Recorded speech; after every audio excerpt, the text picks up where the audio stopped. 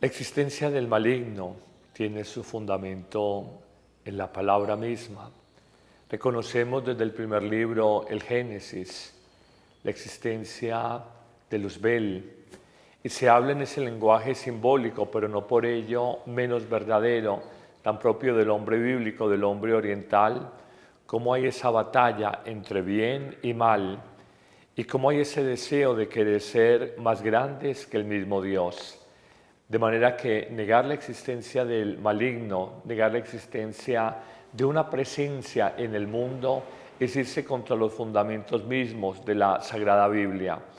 Pablo VI hizo hace relativamente pocas décadas una célebre catequesis hablando de la realidad del mal, catequesis que por demás causó escándalo entre los teólogos, especialmente del Viejo Mundo, Europa.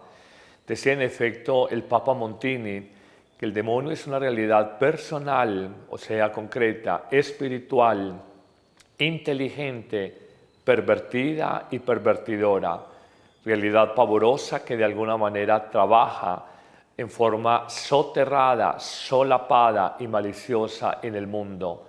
Y a renglón seguido afirmaba que uno de los grandes logros del maligno en el siglo que acaba de terminar, el siglo XX, es haberle hecho creer al ser humano que él no existe. Si no reconocemos enemigo, adversario en nuestra vida, probablemente vivimos despabilados, distraídos, dispersos, sin reconocer una realidad misteriosa de mal que insinúa, trabaja inconscientemente a veces en nuestro psiquismo, en nuestra vida interior, y esto hay que desvelarlo. El Papa Francisco, en su nuevo magisterio, en las primicias de su pontificado, nos ha hablado claramente de la existencia del mal, de manera que no es solamente la palabra de Dios, sino la autoridad del magisterio de la Iglesia quien reconoce la presencia del enemigo, del adversario en la vida del hombre, de ese padre de la mentira, como lo llamaba el apóstol San Juan. ¿Quién ha visto el maligno?, puede preguntar una persona racionalista. Y la respuesta es, no se trata tanto de verlo, sino de experimentar su acción en el mundo, en la vida de los hombres, de manera misteriosa y siempre de manera sutil. Podemos señalar estrategias claras de la acción del maligno en la vida de los hombres, de las sociedades, de las estructuras políticas, en el mundo entero. Una primera afirmación puede ser esta: siempre busca dividir, separar. Si la acción de Dios es unir a los hombres y mujeres por la fuerza del amor, la acción del maligno es siempre separar. De hecho, diablo viene del griego diabolos, que significa el que separa, por oposición a símbolo, lo que es unido. Siempre su acción es crear escisión, división, sospecha, separación, ruptura por envidias, por sospechas, por resentimientos entre los hombres y mujeres, entre los matrimonios, entre las familias. Hay una segunda acción muy clara del maligno y es ensoberbecer. Siempre que quiere trabajar sobre un ser humano, primero lo llena de orgullo, de soberbia, y a la manera en que yo puedo jugar con el dedo de mi mano, con un llavero, Él juega contigo, conmigo, cuando somos ensoberbecidos.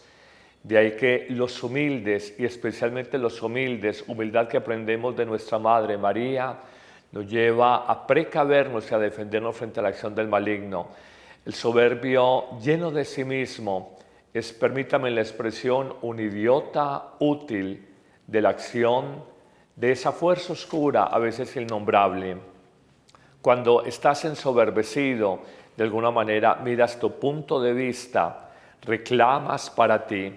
Es la tentación de todos los tiempos, fue la tentación de la serpiente, la figura bíblica donde de alguna manera se busca seducir a Eva y le dice: si comes del fruto prohibido que está en el centro del jardín, seréis como dioses. El hombre, desde que es hombre, en la historia de todos los tiempos, en la historia del mundo, ha querido ser Dios de sí mismo, por el dinero, el tener, por el poder, por el conocer, por el, de alguna manera, sobreponer el placer a cualquier otra consideración, por el aparecer.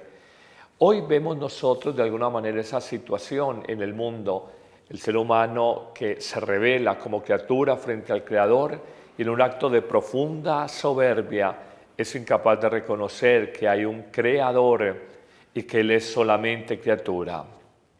Habría una tercera acción del maligno, más allá de dividir y de ensoberbecer, mentir. No en vano el discípulo que se recueste en el pecho de Jesús, el discípulo amado, el místico San Juan, lo llama Padre de la mentira. Siempre su estrategia, como nos dice muy bien Isaías 5:20, es aparecer el bien como mal, lo dulce como amargo, y al mismo tiempo el mal hacerlo aparecer como bien y el amargo como dulce.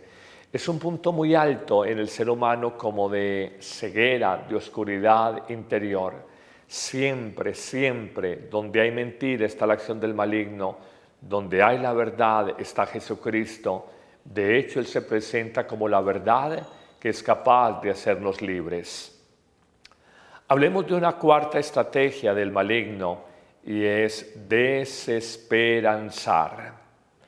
Una persona a veces vive estados de tristeza, de desánimo, de baja moral, donde dice no voy a ser capaz de salir adelante, no puedo con esta adicción al licor, no puedo frente a esta situación de adulterio, no puedo frente a esta realidad de pecado personal. No te lo creas, no es la voz de Dios para nada, es la voz del adversario, del enemigo. Quiere desesperanzarte. Estos casi 20 años de sacerdocio ministerial me han enseñado algo más grave que el pecado en sí mismo, es la desesperanza, el desánimo que con ocasión de un pecado se genera en el alma humana. A veces la incapacidad de decir, no puedo con el problema del licor, luché, un año tuve abstinencia, volví a caer y crea en mí tal situación de desesperanza que quiero como beber el licor que no bebí en el año anterior, quiero beberlo en una semana. No lo permitas en tu vida, créeme, es la acción del maligno en tu corazón. Hablemos de otra situación que se da dentro de la acción del maligno en la vida de los hombres, es sugestionar. Parece increíble que una mujer de la estatura moral y de la estatura espiritual como la beata Madre Teresa de Calcuta haya tenido una tentación tan fuerte en los últimos años de su vida, según lo revelan las cartas inéditas, no conocidas o publicadas póstumamente, esto es, después de su muerte, donde ella asegura a su confesor y director espiritual que sintió durante varios años, especialmente en la etapa final de su vida, sintió un profundo desánimo y que se sentía como que su obra de caridad había sido inocua. Era una sugestión de su psiquismo, donde pensaba que no había valido la pena toda su obra de caridad, por demás reconocida, con importantes premios internacionales, su obra con las misioneras de la caridad, su obra con los pobres, más pobres del mundo. El maligno sugestiona, trabaja en tu mente, en tu psiquismo, y busca apartarte del plan de Dios, del designio de Dios, de la misión de Dios para tu vida. Hablaríamos de una sexta estrategia del maligno y es acusar.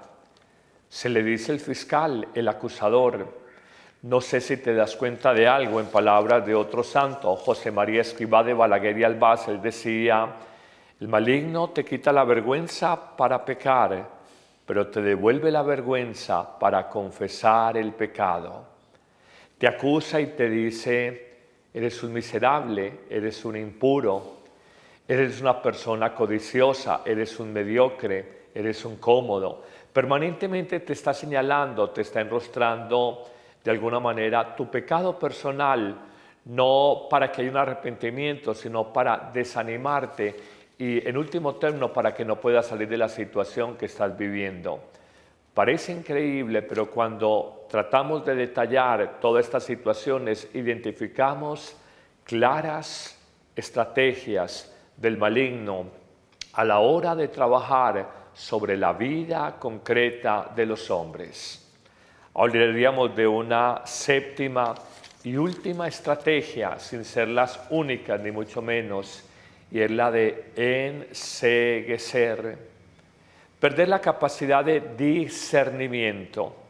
Cuando una persona dice, no sé, perdí mi camino en la vida por ignorancia o porque había un estado de ofuscamiento, de oscurecimiento de su conciencia, que ella no tenía clara conciencia, permítame la redundancia, de su pecado personal.